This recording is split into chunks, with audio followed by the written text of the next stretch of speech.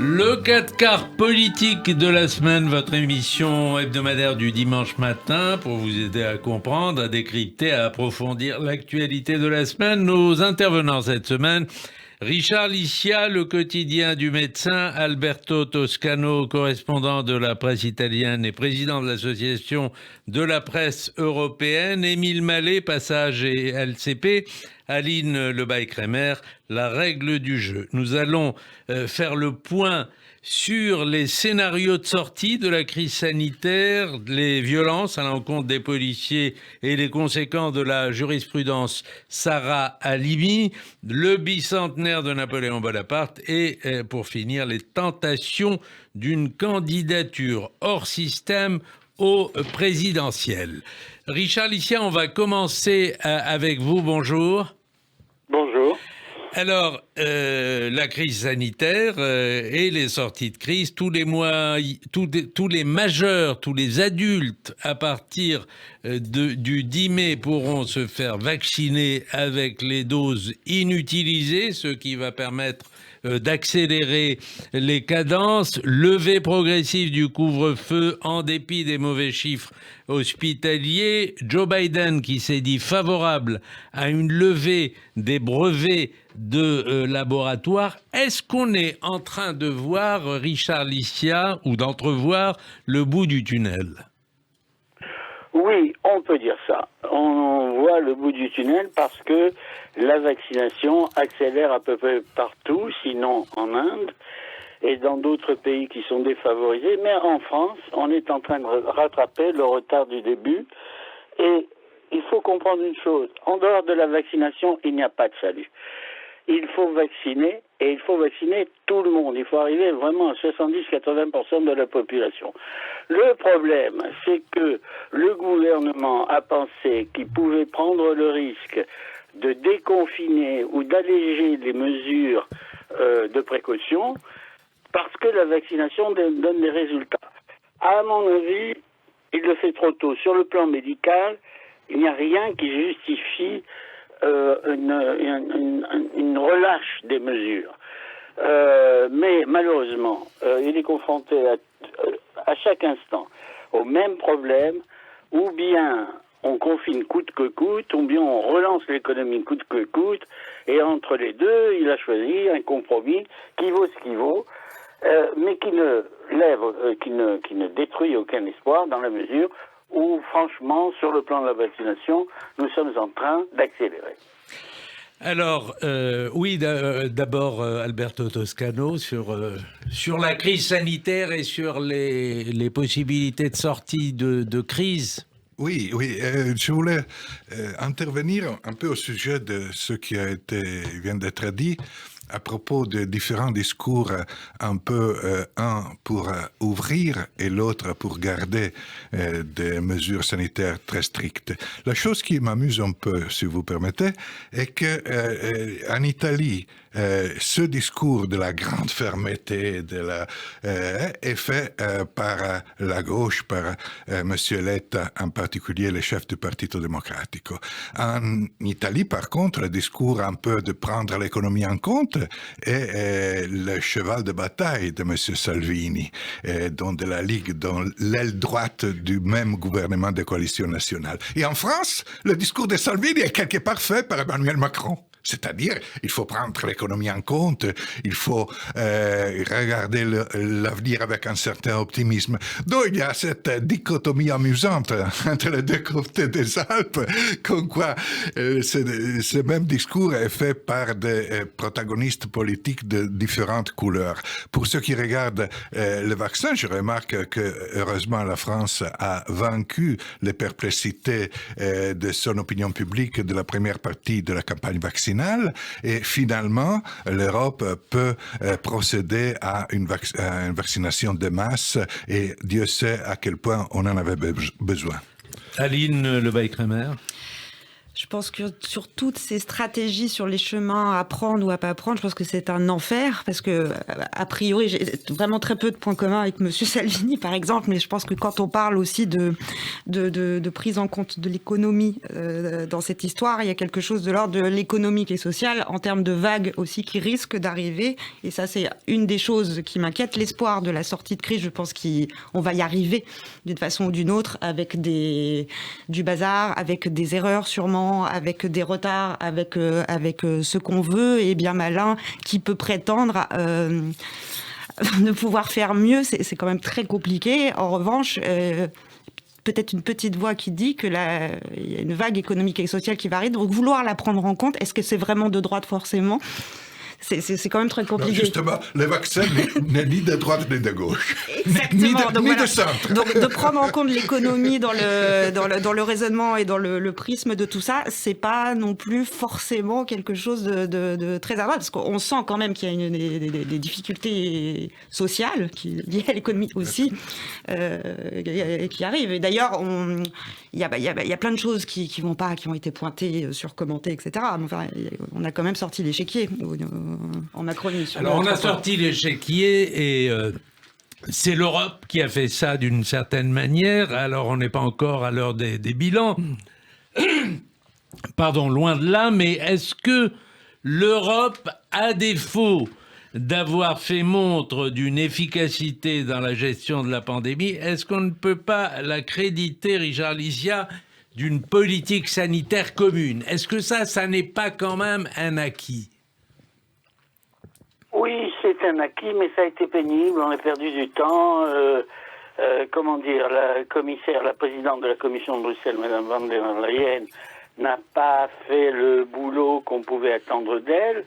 On a perdu du temps, mais au fond, est-ce que on doit se placer dans la perspective d'une critique? Quelqu'un fait quelque chose, quelqu'un qui a un peu d'autorité fait quelque chose, on le critique.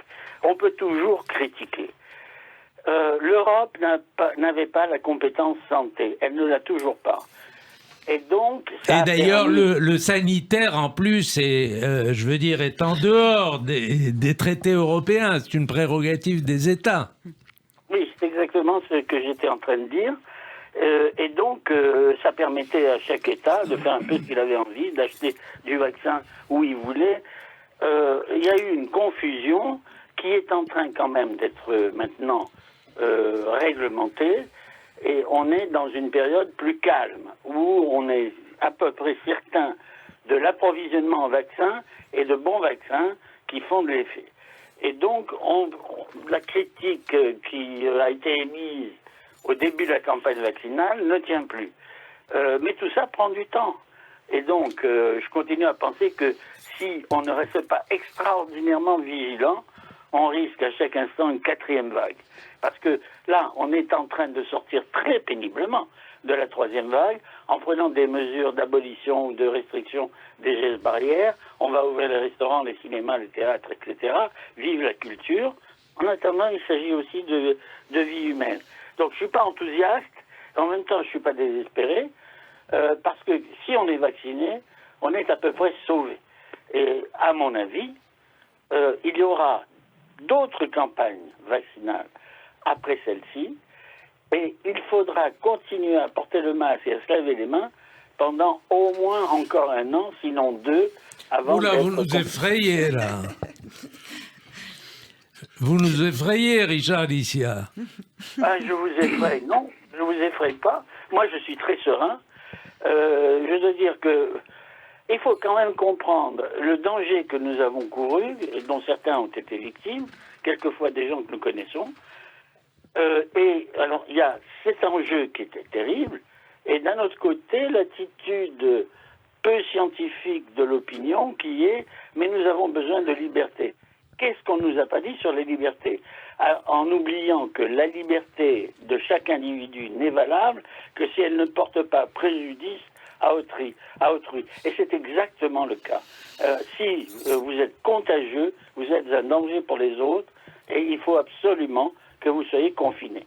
Donc cette règle-là, au fond, l'opinion, elle n'y croit pas beaucoup. Et donc, il y a un problème aussi de compréhension scientifique de ce qui se passe. Les gens ne savent pas faire la différence entre un vaccin traditionnel et un vaccin à ARN messager. D'ailleurs, vous et moi, on la fait pas trop bien. Il faut qu'on nous explique. Je vous le confirme. Voilà. Alors donc, en plus, on a vu énormément de talents médicaux apparaître. Non seulement les pharmaciens et les généralistes avaient leur avis à donner, mais on était tous des virologues. Alors du coup, il y a eu énormément de confusion, mais il n'y en a pas eu qu'en France, il y en a eu en Europe, il y en a eu aux États-Unis, il y en a eu partout. Il y a eu des catastrophes, l'Inde c'est une catastrophe. Et donc, il faut rester très vigilant. Moi, j'ai pas d'autre message. Aline ? Je voulais peut-être rajouter que ce qui est troublant aussi, c'est que les critiques les plus virulentes qui ont été portées à l'endroit de l'Europe finalement sont aussi portés par les plus anti-européens, c'est-à-dire ceux qui ont fait que l'Europe soit la plus faible possible dans certains domaines et en particulier en termes de santé. C'est-à-dire que oui, la compétence sanitaire finalement via des combats politiques crapoteux a été ôtée quelque part à l'Union européenne, et c'est selon les mêmes qui ont œuvré à cela qui viennent ensuite taper le plus fort possible sur l'Europe. Ça interroge quelque part sur l'honnêteté intellectuelle de ce qui se joue aussi dans les attaques qui sont faites à l'Europe. Il y a plein de critiques légitimes, oui, il y a plein de choses à interroger, mais il y a une petite musique par endroit qui est peut-être un petit peu trop partisane et trop peu sincère. Moi, Alberto ? Tout à fait d'accord avec Aline, 200%. Certains discours sont, à mon avis, un peu hypocrites. On passe son temps à dire que l'Europe est à effacer, et ensuite, quand l'Europe se trompe, ou elle donne la sensation parfois de ne pas faire assez, et on dit voilà, l'Europe ne tient pas ses promesses. Je crois que cette fois, l'Europe a effectivement manqué d'une certaine prévision parce que le discours vaccinal devait être anticipé d'une façon plus efficace. Ceci dit, les opinions publiques nationales portent une lourde responsabilité là-dedans. Toutes les perplexités anti-vaccins, l'Europe a payé le prix aussi de ça. Le 4 politique revient dans un instant. On marque une pause. Le 4 politique de la semaine revient avec Richard Licia, Alberto Toscano, Émile Mallet, Aline Lebaille-Crémer. On va parler des violences faites sur les policiers, Rambouillet, Avignon, entre l'islamisme et la drogue. Les policiers sont devenus la cible. Et on va parler aussi des conséquences de cette décision de la Cour de cassation établissant l'irresponsabilité de l'assassin de Sarah Halimi. On s'inquiète aujourd'hui des effets de cette jurisprudence. J'ai noté par exemple qu'à Metz, un avocat a plaidé la jurisprudence Sarah Halimi pour un homme accusé d'agression et de vol, en affirmant que son client avait agi sous l'emprise de stupéfiants. Et j'imagine qu'il y aura d'autres cas. J'ai même entendu que Nordal Lelandais faisait parler de crimes passionnels à propos des crimes qui lui... De délire. De délire. Et à parler aussi de délire. Alberto Toscano. Non, mais moi je trouve que cette question du non-procès pour Sarah Halimi est vraiment d'une tristesse épouvantable. Je n'entre pas dans la loi, dans les termes exacts de la loi. Si la loi a été respectée, ça veut dire que c'est une mauvaise loi. C'est si simple que ça. Et on avait un besoin immense d'un procès pour Sarah Halimi. Il ne s'agissait pas seulement d'une condamnation d'un coupable. Il s'agissait de parler de ce qui se passait, de rendre justice à cette dame et à tous ceux qui se sentent en France et en Europe blessés par l'actuel antisémitisme.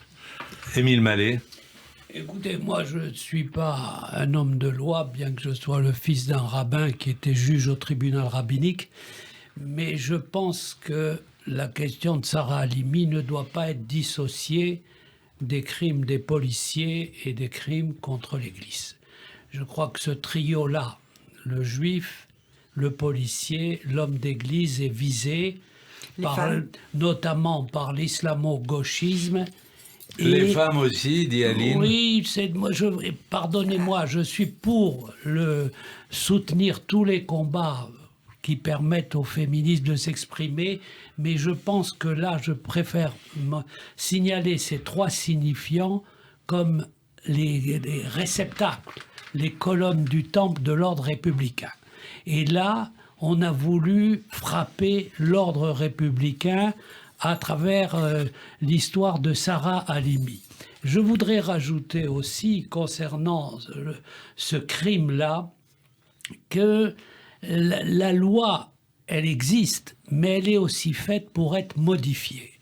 L'un des médecins, Zaguri, a montré que la bouffée délirante ne voulait pas dire que le criminel en question était fou. Sinon, ça voudrait dire que n'importe qui, sous l'effet d'une quelconque drogue, pourrait exercer un crime. C'est pour ça que je pense que ça n'est qu'aléatoire, cet aspect du problème. Bien sûr, il faut revoir la loi, bien sûr, l'arrêté doit s'appeler Sarah Halimi, bien sûr, Anne Hidalgo a eu raison de donner une rue à Sarah Halimi. Mais au-delà de Sarah Halimi, permettez-moi de vous dire ce que Freud disait au pasteur Pfister, qui était protestant, en ce qui concerne l'antisémitisme. L'antisémitisme, c'est au fond de l'antichristianisme. Et par conséquent, s'attaquer aux juifs, je pense, c'est s'attaquer à l'ordre républicain. Bravo à la manifestation qui a fait céder le pouvoir pour que la loi soit modifiée. Aline Lebay-Kramer. L'ordre républicain, bien sûr, vous avez entièrement raison. Après, on peut parler de haine universelle et les femmes en font partie.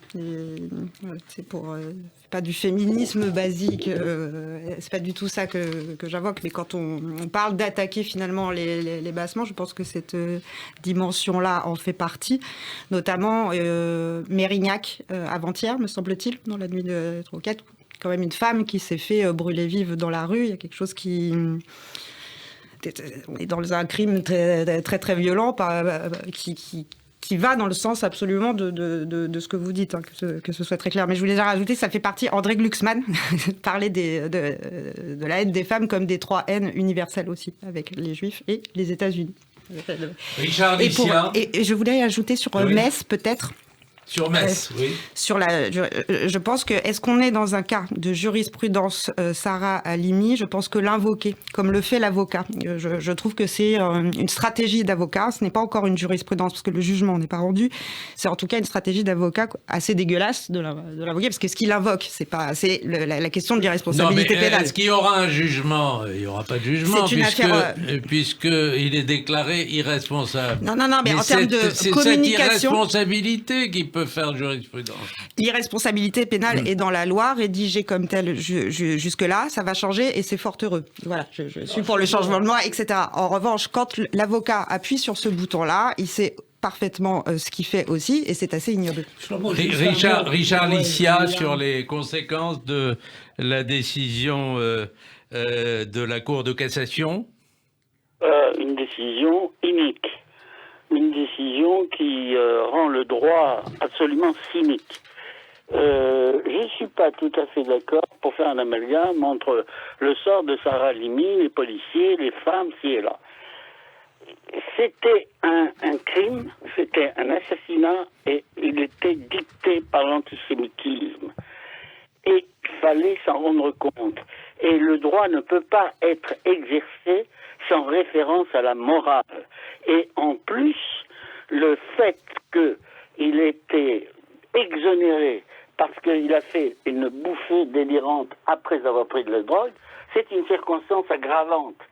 La colère du procureur, M. Molins, que personne ne suspecte de la moindre dérive antisémite ou de quoi que ce soit, qui est un homme qui a toujours impressionné l'opinion publique, eh bien, elle n'est pas conforme au comportement qu'il aurait dû prendre. C'est une affaire d'une gravité insigne, parce qu'elle traduit le pire des antisémitismes. En réalité, quand on fait un accès de folie et qu'il se traduit par Allah Akbar et des actes d'antisémitisme, ça veut dire qu'on est profondément antisémite, que la première chose que fait apparaître la folie, c'est l'antisémitisme. Et donc, ce qu'il faut, ce n'est pas seulement mettre le crime, l'assassinat de Madame Halimi sur le plan des autres problèmes que nous avons, des autres problèmes de société que nous avons. Il faut le distinguer et il faut faire ce que le gouvernement a dit, faire une loi spécifique. On ne tue pas au nom de l'antisémitisme, c'est une circonstance aggravante, qu'on ait pris de la drogue ou non, qu'on soit sain d'esprit ou non. Et c'est comme ça qu'on y arrivera. Mais c'est terrible comme régression, parce que le message à tous ceux qui haïssent les juifs, à tous ceux qui crient mort aux juifs à proximité des synagogues, à tous ceux qui justifient le terrorisme par l'antisémitisme, à tout cela on a envoyé un message qui leur permet de sortir sains et saufs d'un procès. C'est très grave. Et je suis vraiment très étonné qu'on en soit arrivé là. Alberto. Oui, on est tous évidemment très étonnés, mais en même temps, on craignait ça. On craignait ça parce qu'on a vu venir, on a vu le Mera, par exemple, qui a tué des juifs et des militaires. Et là, je vais un peu dans la direction de Milmala. Je dis une chose sur la question des femmes. Et je crois qu'Aline a raison quand elle souligne l'importance d'intégrer le discours des femmes et des femmes victimes de plusieurs violences physiques et morales dans ce contexte, parce que nous avons un exemple d'un monsieur islamiste qui a traité une femme de façon honteuse. Ce monsieur s'appelle Erdogan, la femme s'appelle Ursula von der Leyen. Le fait que la haine, le soupçon, la volonté d'humilier la femme soit intégrée à une certaine culture de l'intégralisme islamique, de l'intégrisme islamique, de l'extrémisme, le même extrémisme qui justifie d'autres violences, ça me paraît un discours qui se tient parfaitement. On peut remonter à Althusser, par ailleurs. On peut faire une jurisprudence, on peut invoquer cette jurisprudence. Hélène Ratman oui, aussi. Althusser, le philosophe, oui, qui a tué sa femme. Procès, mais là, il a été interné. Là aussi, il n'y a pas eu de procès, effectivement, il a été interné, mais est-ce qu'il y a là est-ce qu'on peut rapprocher ça de ce qui s'est passé? Émile Mallet. Je pense que Richard Lissia a raison de dire qu'il ne faut pas tout mélanger. La question de la violence contre les femmes est une chose extrêmement grave et il ne s'agit pas d'hiérarchiser les choses. Moi, pourquoi je ne suis pas d'accord pour isoler l'antisémitisme de l'ordre républicain? Parce que les Juifs en France ne constituent pas une minorité de l'ordre diversitaire.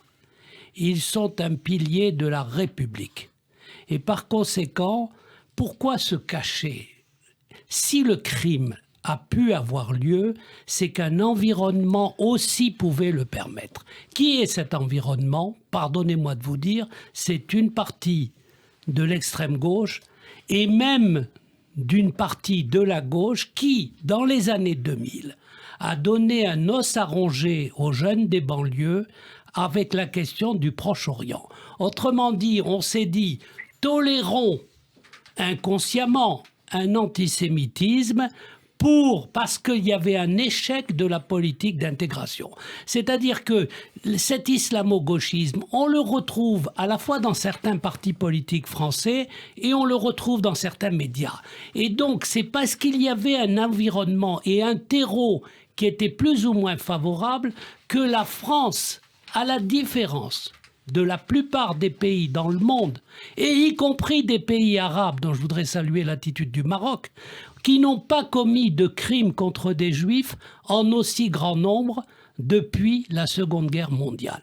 Donc il y a une spécificité française qui n'est pas que liée à l'islamisme, mais qui est également lié à cet environnement islamo-gauchiste qui a commencé depuis fort longtemps et qui trouve son aboutissement avec le crime odieux de Sarah Halimi. On marque une nouvelle pause dans notre magazine et on se retrouve immédiatement après le 4 quarts politique de la semaine avec nos intervenants Richard Alicia, Alberto Toscano, Émile Mallet, Aline Lebaille-Crémer. Alors, on va parler on va parler politique et notamment ces tentations de candidature hors système. Mais auparavant, un mot sur le bicentenaire de Napoléon Bonaparte, commémoration ou célébration.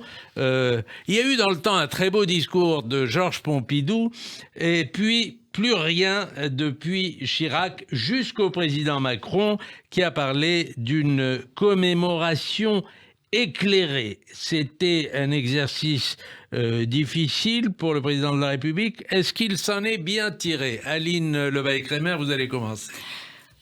Je trouve qu'il s'en est pas mal tiré, parce qu'en effet, l'exercice était particulièrement difficile.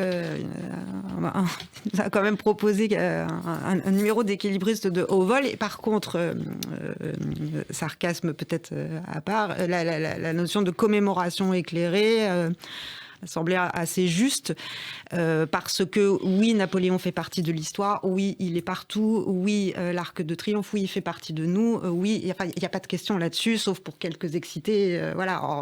Ensuite, en revanche, qu'il soit aussi possible d'en travailler les parts d'ombre, la légende noire, comme dirait Monsieur Tullard. Enfin, c'est tout aussi légitime tant qu'on reste dans un cadre qui soit pas radicalisé non plus.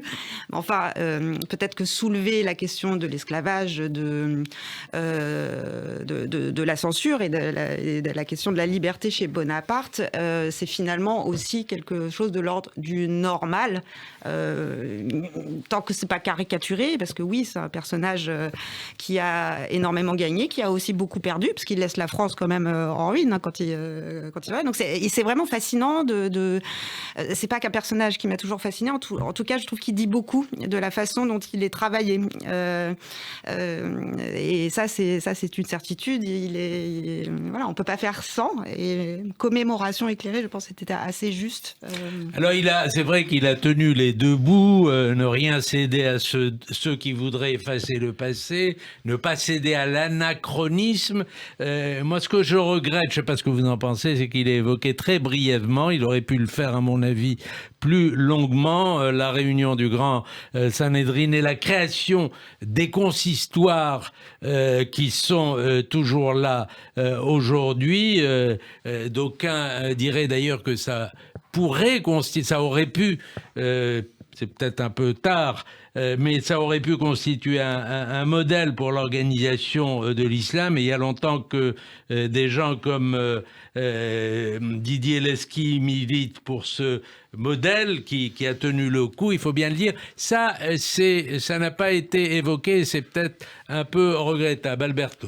Oui, j'ai envie de dire un mot sur Bonaparte et l'Italie à propos de ça. Oui. Parce que l'Italie, à part l'importance historique que Bonaparte a eu pour l'Italie, et d'ailleurs, ça fait 3 jours que moi je n'arrête pas de participer à des débats, à des radios et à des télés italiennes sur la mémoire de Bonaparte. Et il y a eu un article... Il est adulé, Bonaparte, en Italie. Pour Bonaparte. C'est encore pire que Maradona. En oubliant les tableaux qu'il a volés et qui ont été tous répatriés, sauf les noces de Cannes de Véronèse qui est au Louvre aujourd'hui, et que les Italiens le sachent quand ils visitent le Louvre. Mais je veux dire à propos de la communauté juive italienne, l'Italie était française à l'époque de l'Empire. Elle était divisée en 3, mais une grande partie de l'Italie jusqu'à Rome était intégrée, faisait partie de l'Empire français. Et alors, quand il y a eu ce recensement des Juifs, ce début de l'organisation des communautés juives, les communautés italiennes ont bénéficié de ça. C'est la grande reconnaissance historique. La communauté de Casale Monferrato, il y a cette synagogue historique avec d'autres communautés italiennes, ont eu leur début de reconnaissance, d'entrée dans la vie politique et sociale grâce à la présence de Napoléon et Bonaparte en Italie. Donc, pour ça aussi, merci Napoléon. Richard Licia, est-ce qu'il faut dire merci à Napoléon Bonaparte? Vous avez 2 heures. Comme vous l'avez vous-même très bien souligné, il était bon pour les Juifs. Alors c'est déjà un point positif pour tous les Juifs. Je crois que ce qui est très important et que Macron a très bien fait, c'est d'assumer le passé avec ce qu'il a de positif et ce qu'il a de négatif. Il y a un précédent à ça. C'est Chirac. Chirac, quand il a reconnu le rôle de l'État juif dans l'arrestation et la déportation des Juifs de France. De l'État français, pardon. Oui. Et on avait compris. Je trouve que c'est très bien de dire qu'il a fait de bonnes choses, mais que quand même, sa proposition européenne, c'était la conquête par la conquête militaire. C'était pas bien, que ça fait beaucoup de morts, qu'il a installé sa famille un peu partout à Madrid, à Rome et en Allemagne, que tout ça ne pouvait pas durer, qu'il, un peu comme Hitler, il est resté sur la côte française à contempler l'Angleterre qui ne pouvait pas envahir. Donc, il y a du très bon et il y a du très mauvais chez Napoléon. Mais c'est l'histoire. Et même, je dirais, c'est de l'histoire ancienne. Et la meilleure chose à faire, c'est de ne pas oublier, savoir ce qu'il y avait de bon et de mauvais chez Napoléon, de reconnaître que c'était quand même un bon chef militaire, que c'était un, je sais pas, un empereur peut-être pas, mais un leader national, un héros national d'une certaine manière. Il y a quand même la bataille du Pont d'Arcole, il y a énormément de romantisme chez Napoléon. Et après ça, eh bien, ne jamais oublier qu'il y a d'autres façons de faire l'unité européenne. On est en train de le démontrer. C'est très difficile, c'est très compliqué, mais c'est toujours mieux que de se faire la guerre. Brièvement, Émile Mallet. Moi, je dirais simplement, n'est pas Chateaubriand qui veut, n'est pas Talleyrand qui veut. Donc, si nos auditeurs veulent comprendre quelque chose à Napoléon, ils ont qu'à lire les mémoires d'outre-tombe de Chateaubriand, les mémoires de Talleyrand, et ils se rendront compte que il y a une épopée napoléonienne. Je ne suis pas d'accord pour comparer Napoléon et Hitler. Il n'y a jamais eu chez Napoléon une volonté génocidaire, il n'y a jamais eu un projet racial, même si sous son autorité, il y a eu par exemple des choses qui sont déplaisantes et horribles, comme le massacre des lépreux à Jaffa, mais il n'y a jamais eu ce projet génocidaire, il n'y a jamais eu cette industrialisation du crime. Voilà, c'est tout ce que j'ai à dire. Alors, on va passer de Napoléon Bonaparte, de Chateaubriand on va descendre d'un cran pour parler de ce d'aucuns ont appelé la tentative du clown. On parle de plus en plus, à 1 an de la présidentielle, de la possibilité d'un candidat ou d'une candidate hors système à la présidence de la République. Alain Duhamel, ici même, a dressé la liste de tous ces postulants possibles. Est-ce qu'on pourrait avoir en France, dans les prochains mois, voir émerger une candidature de type Beppe Grillo, je me tourne vers Alberto Toscano, ou même... En tant qu'Italien ou en tant que clown? Les deux, mon capitaine. ou bien d'un Zelensky en Ukraine, qui est aussi quelqu'un qui a surgi, qui est un humoriste et qui participait aux sitcoms, etc. et qui tout d'un coup est devenu président de la République. Je n'y crois pas un seul instant, sincèrement. Le système politique français, la relation entre les Français et la politique à mon avis, ne crée pas ce type de possibilité. D'ailleurs, Beppe Grillo n'a pas été lui-même candidat à quoi que ce soit. Il n'a même pas été élu député. Il a créé un parti, bien sûr. Ce parti a aujourd'hui la majorité relative de sièges, mais il compose avec les autres partis, il est membre d'un gouvernement de coalition nationale. Donc, le clown, pour ainsi dire, sont rentrés dans l'ordre. Et à plus forte raison, en France, le désordre ordre de clown, à mon sens, ne peut pas avoir lieu. Je vois cette élection présidentielle dans la logique des élections présidentielles précédentes, avec des surprises possibles, évidemment, mais toujours dans l'ordre traditionnel de la politique française, à mon humble avis. Ceci dit, quand on a parlé d'un clown en politique qui n'était pas du tout un clown, mais c'était un génie de l'humour, il s'appelait Coluche, d'ailleurs il avait des origines italiennes, Colucci, fils d'un Italien immigré en France, ça a donné lieu à des sondages favorables, mais à la fin, ça ne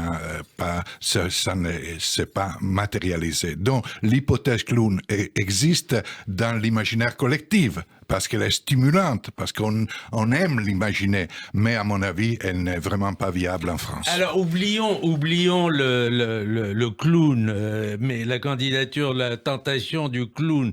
Mais je parle de la tentation du candidat hors système. Il y a des noms qui ont été donnés. Didier Raoult, Éric Zemmour, Jean-Marie Bigard, Michel Onfray, Jacqueline Moureau. Est-ce que ce sont des candidats totalement fantaisistes pour vous, Aline? Oui, c'est complètement fantaisiste, mais ça dit aussi quelque chose. Cette tentation du clown, elle renvoie à la tentation populiste. Hors système, on sort de l'ère Trump, en fait. Trump n'est pas un clown. Il ne faut pas le réduire à ça, ce serait complètement faux. Mais enfin, c'est quelqu'un qui était hors cadre, hors parti, et qui a tout laminé politiquement sur son passage. Donc, tout est possible aussi en politique, ce qui n'est pas forcément une bonne nouvelle, mais qui dit vraiment quelque chose, qui renvoie aussi aux vagues de populisme qui traversent, dans les cas les plus extrêmes, on est traversé par ça à plusieurs endroits de la société, les gilets jaunes, les attaques à l'ordre républicain. Il y a quelque chose de très violent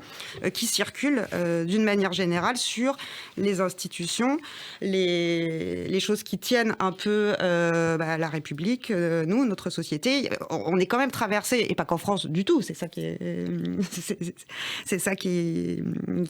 mérite réflexion tout de même si un scénario est peut-être peu probable, en tout cas, ce serait bien que ce soit peu probable, mais on est quand même traversé par des mouvements très durs à l'endroit du préexistant, quand même. Richard Licia. Moi, je voudrais dire que Trump est un clown, et le répéter. Et à part ça, je crois que c'est trop tard. On a cité Beppe Grillo, mais Beppe Grillo est un type qui a créé un parti. Il a compris qu'il fallait avoir un parti, une organisation, des fonds, des gens capables de travailler et d'avoir des conceptions, des concepts politiques nouveaux. C'est un homme très sérieux d'une certaine manière. Et là, c'est trop tard pour la France. Qui a émergé? Qui est en train, parmi les clowns? Et encore, on ne peut pas dire que Michel Onfray, par exemple, soit un clown, ça n'en est pas un. Qui a la réputation de Coluche? Personne. Donc, ça serait un homme qui n'aurait plus que 10 à 12 mois pour constituer un parti, pour recueillir des fonds, pour avoir les parrainages qui sont indispensables pour être candidat. Mais je crois que c'est trop tard et qu'on va assister, comme l'a très bien dit Alberto, ça va être une élection comme la précédente, une élection présidentielle identique à la précédente, mais avec, bien sûr, des coups de théâtre, peut-être, et qu'il va se passer des choses extraordinaires. Il se passe déjà des choses sur le plan politique quand même que vous pouvez pas, il faut bien le reconnaître, les divisions des Républicains dans les régionales, la démission de Christian Estrosi et la candidature de Xavier Bertrand qui a quitté les Républicains, tout ça et l'alliance problématique en région PACA avec la République En Marche, tout ça quand même révèle, pour reprendre ce que disait tout à l'heure Aline Lebaille-Kremer, tout ça révèle un contexte. Émile Mallet. Écoutez, moi je ne crois pas du tout à l'hypothèse d'un clown. Et Mario Draghi a montré que l'Italie avait su réagir et les clowns dont vous parlez se sont alignés parce que c'était un homme sérieux et que c'était un homme qui représentait la souveraineté transalpine. Je crois que l'élection présidentielle de 2022 sera très différente de celle de 2017. Il y a 3 options. Soit M. Macron est au 2e tour, soit M. Macron est battu par Marine Le Pen, et nous avons le Front National, soit il y a une 3e hypothèse.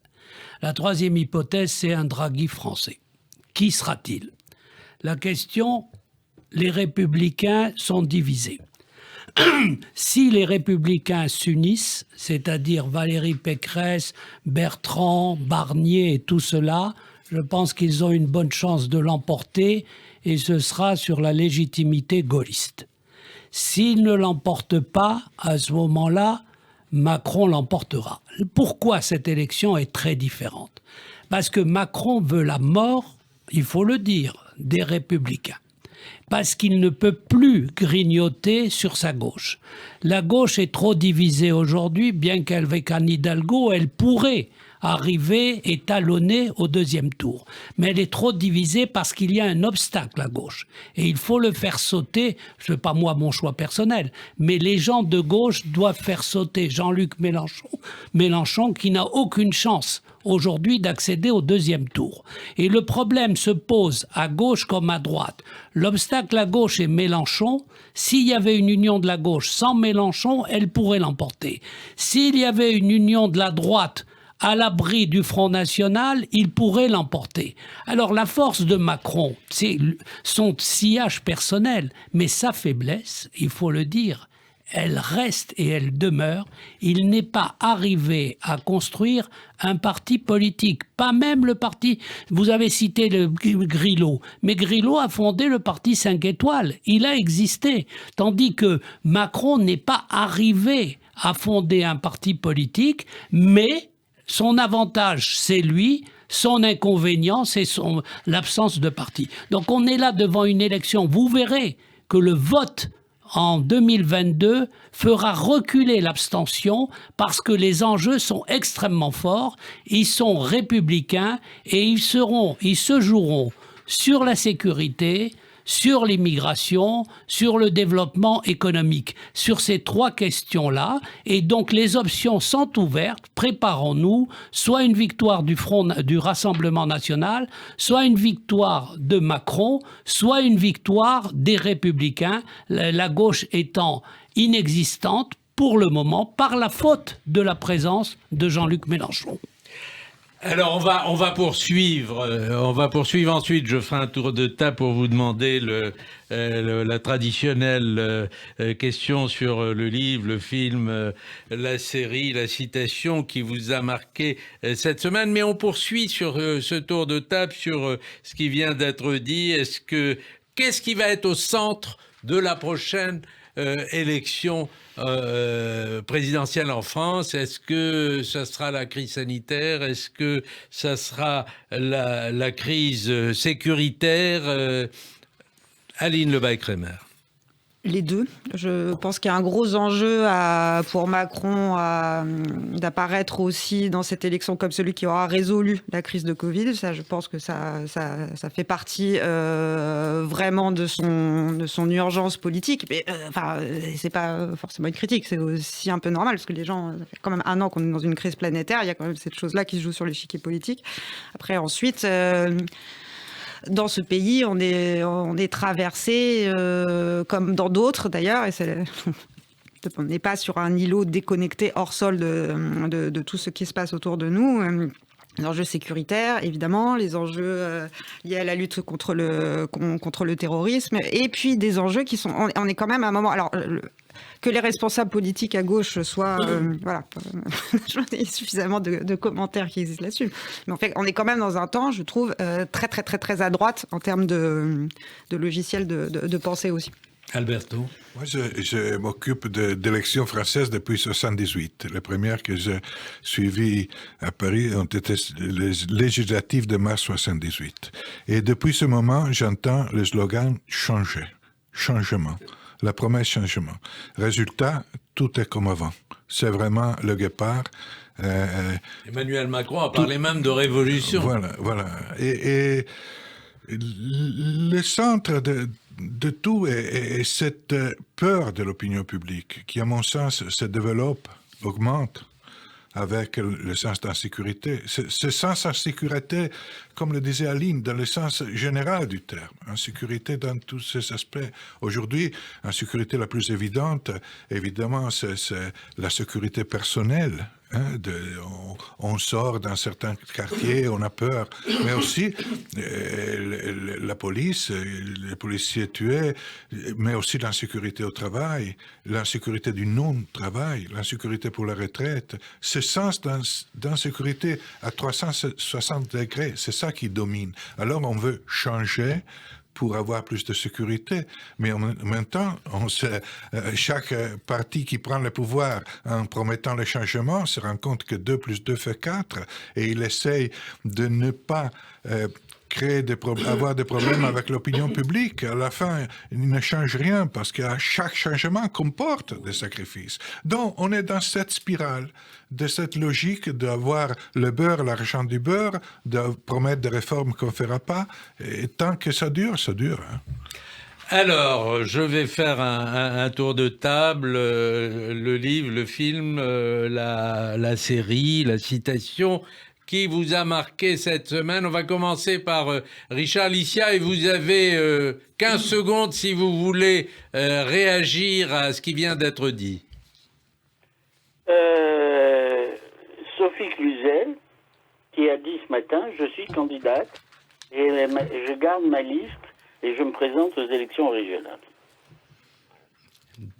D'accord. Effectivement, Sophie Cluzet qui devait être sur la liste de monsieur... D'une histoire extravagante et qui montre bien, comme mes collègues viennent de le dire, que la droite est en morceaux, et non seulement pour les régionales, mais aussi pour la présidentielle. Et on verra qu'il y aura d'autres cas où la gauche est en morceaux également. Et tout ça est plutôt positif pour Macron, je dirais. Émile Mallet. Moi, je veux dire juste un mot sur la question précédente. Non, je suis désolé, on mais juste un mot. Temps. Ça se jouera, comme avec Mario Draghi, sur l'intérêt national.